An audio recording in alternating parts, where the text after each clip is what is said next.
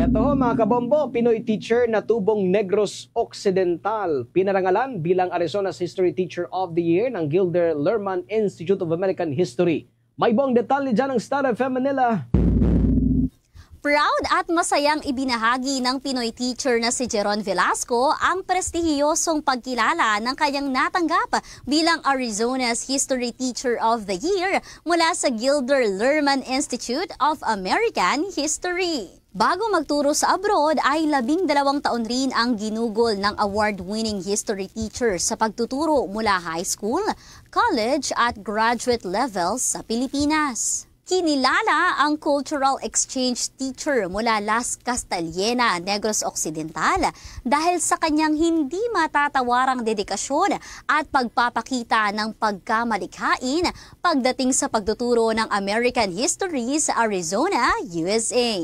Hindi naging madali ang pinagdaanan ni Velasco sa pagtuturo sa ibang lahi, ngunit hindi ito naging hadlang upang makapag-adapt sa kultura ng Native American students at makapagbigay ng dekalibreng pagtuturo sa kasaysayan. Masaya namang ibinahagi ni Velasco sa Star FM Manila ang dahilan nito sa kanyang pagmamahal sa pagtuturo ng social studies. Yung mga teachers ko nag-inspire sa akin. Tatay ko kasi every dinner time as yung local news. Nanay ko naman, mahilig naman siya sa international news. So early on, mulat kami sa mga impormasyon sa loob at labas ng bansa. Doon ko nakuha yung hilig sa history. Nagbigay naman din ito ng mensahe sa mga kapwa niya guro na dumaraan sa pagsubok sa larangan ng pagtuturo ng kasaysayan sa modernong panahon. Information ay nasa fingertip na lang ng bawat isa. So, ang battleground ngayon ay nasa classroom. Huwag mapagod, maging mapanuri tayo. Nagpasalamat naman si Velasco sa lahat ng naging bahagi ng kanyang tagumpay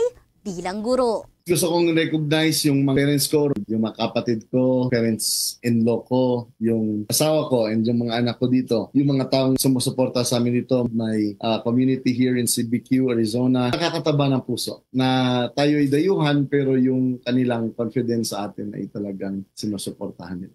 Yan ang report mula rito sa himpilan ng 102.7 Star FM Manila. Nag-uulat, Star DJ Kimi Gora, and this is Bombo Radio Philippines, the #1 and most trusted source of news and information.